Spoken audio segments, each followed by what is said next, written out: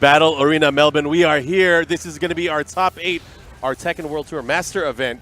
Players from all over the world, but only 2 countries represented in the top 8, Korea and Japan. And I say Japan in the smallest sense of the word. 7 Koreans, Yeah. 1 Nobi. That's all we've got for you guys. It's going to be insane, though. I mean, yesterday when we were watching it, I was saying, this is the best I've seen Nobi in a long time, and he ended up being the Japanese player who came out and made it into the That top wasn't 8. the only player you called out. You specifically said that you feel like this is going to be Dimeback's moment. And Dimeback is sitting in our winner's side top 8, going to fight against Nii later on. So I'm excited to see that because it's very rare that we see an Asuka this far and this high placing-wise in the tournament. So it's going to be interesting to see how he's going to be able to adjust and play against guys like Saint, guys like JDCR, and of course, Nii, who he's going to be playing first round. I feel like every one of his matches, he should have lost. I feel that way He had too. a reverse choke every time, right? Yes. So, I mean, I was saying yesterday looked like Dimeback's day, but that was yesterday. Maybe it's not today. I have no idea. I'm going to lean on you early on. We'll kind of get your predictions and see how it's feeling. Because, you know, sometimes players are on, sometimes they're off. Right. But we've seen a lot of surprises so far in the tournament. We saw Nobi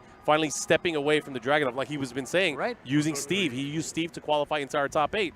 What else have we seen? We've seen Katarina picks from players like Chanel and Nii.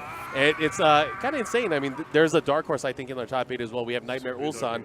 Not sure how he's going to be able to fare against the rest of the competition, but he's still in there on the loser's bracket. I believe he's going to be playing against Nobi. So lots of action that's going to be coming up, and I'm obviously super excited. Rip, how have you been enjoying? I know you did actually pretty well in the tournament. You made it out of pools. Yeah, dude, I was shocked. I couldn't believe I did it. Oh, yeah. But, yeah, you know, it was a lot of fun. Like I was telling people yesterday, the tournament here, very well organized. You know, I really do recommend it for anybody who's in the Australia region.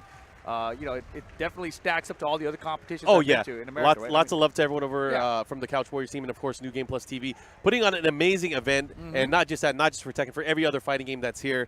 It's been a good time, and I can't wait to see this top 8. We are gonna.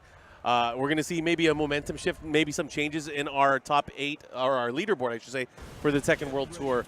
Lots of points on the line right now. Currently, JDCR sitting at the top, yeah, he's followed by pretty up there. Followed by Kokoma and Nii right afterwards. So right, and Kokoma did make this top 8. Yeah, he also did. in this top 8. And JDCR and Saint entering the cage now. So it looks like that's going to be our first matchup. It's winner's side of the bracket in the top 8. JDCR and Saint, the classic. Echofox boys, usually the grand finals matchup. Oh yeah, this was probably the matchup that we've seen the most in, I would say, in top 8s last year. Yeah, last year this was probably the most common theme. I know a lot of people don't like to see Jack7 versus Dragunov. You think we're gonna get that? Is that what they're gonna give us today? It's you know what? It's interesting. You know, I wouldn't be surprised if players started picking other characters.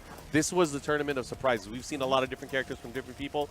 I'm sure these guys are tired of playing the same match over and over.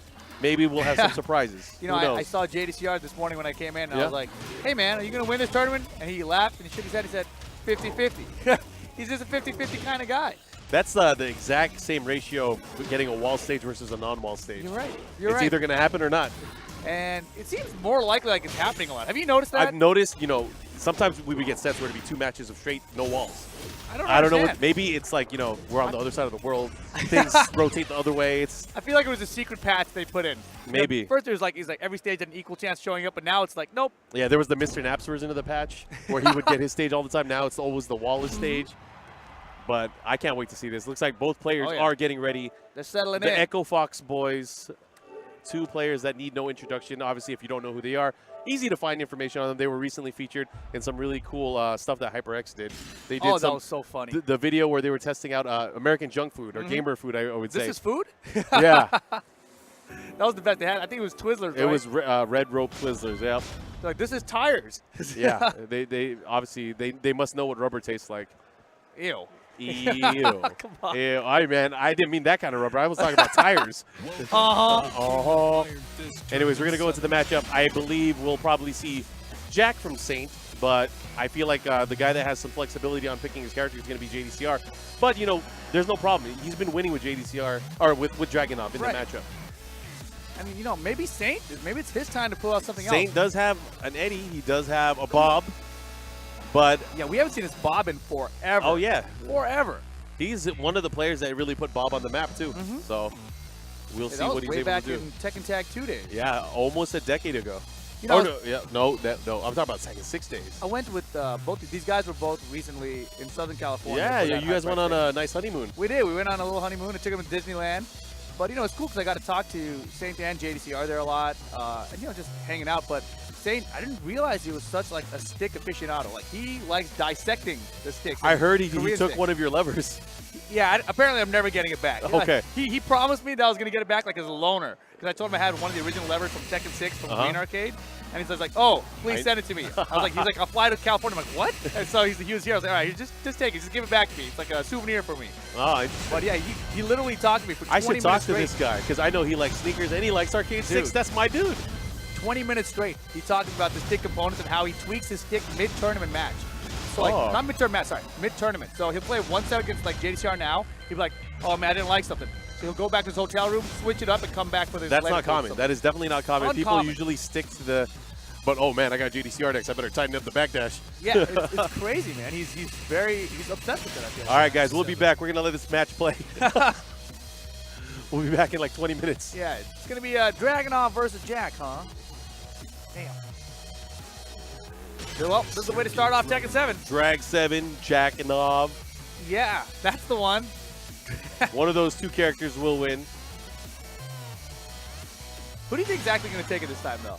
You know what? JDCR has been so sharp. Yeah. I feel like JDCR can do it. I mean, more often than not, when these guys play, JDCR will win. Saint has won a few times here and there.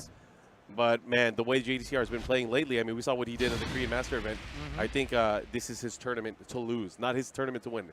Oh, okay. Is to lose. So if he doesn't play to his, I guess, his optimal style, then he will lose. Well, it's only first to 2 here, kicking off the winner's semis of the top 8. So Saint's got a good chance. Round 1. It's cosplay and photography time. All right, here we go. Starting it off, the Blueberry Beret versus the Pink Mohawk. Man, down 2 to start. Whoa, we need a whip point blank? That was after down 2 on hit, right? Yeah, that was interesting. Wow, a nice standing 2 check to stop the running 2 attempt. Now, see, it's very interesting to see. You see different moves here from Saint. He's using them from crouch down 1. Really trying to use that range or utilize the long range of Jack. Oh, man. He's trying to use the max distance down forward, too, as well. Really trying to find an opening here against JDCR. JDCR, everyone knows he's a master of movement and master of having you make a mistake, and he'll just kill you for it. Right. He's so sharp. Very hard to land a clean counter hit on him. Yeah, Saint is trying to get that wall pressure, but life bar is about even. And JDCR always pushing him back out just by movement. Yeah, and these guys obviously have so much respect for each other. You're probably going to see this a lot in the matchup. Time is going to be winding down in between each round. JD's got the lead. Yeah. And no rage for Saint. Oh, that's going to turn the tides right at the end. Yakamada. 50-50. 50-50. Guess wrong. Yeah, right at the end. Mid, low, mid. Saint is really good at closing out with time running out. Punish, no punish on the wild stand 2 that time, and now Saint chopped legs and gets caught, counter hit. Running 2 from JDCR. All the way. Oh, yes. Okay. Damn. Nice. Able to catch him. Now, these attacks and these delays from Saint, a bit uncharacteristic of normal Jack play. Seems to be working out for him. But here comes, oh, man. Oh, my God, Good out block. of nowhere. He went for the beatdown throw as well. Whoa, the wall setting 4, just the tip. That was so sick. Oh! Damn, the debug And mix-up. he's been ending with those big mids towards the end. And I like that, too. You know, he kind of masked it to make it look like the debugger. And that really is, I think, what makes a great Jack player compared to a novice Jack player is that you see how they can use the debug. Some of his slowest moves and put really a threat into it. Sometimes they wave dash into it, which looks crazy. And of course, Saint didn't even have to ever use a debug to have that mix-up in JDCR's mind. They've played so much that he already knows it's there. And that's the thing, is like, you know, debug's so punishable. Sometimes not even worth the risk, but he's going to be able to maybe make it an option later in the match now that JDCR knows that the mid is coming out. Oh, dashing pressure, let's go! He didn't break. No. Did he hit a button? I mean, Saint, as soon as he hit the rage guard, he reached down and grabbed his water. He knew he was dead. He was either going to live or die. Saint in the lead right now. Okay, chops. Counter hit. Oh, but he missed it. Oh, man, this is bad position for JDCR. What the hell? And that was a good conversion, Oh, though. we can't download none of that. Jeez, I can't believe this game's still not done downloading. Still not a complete They game. keep patching it. Damn it. Hey, I can't believe how often that happened. It happened like 3 times Oh, this really? entire weekend.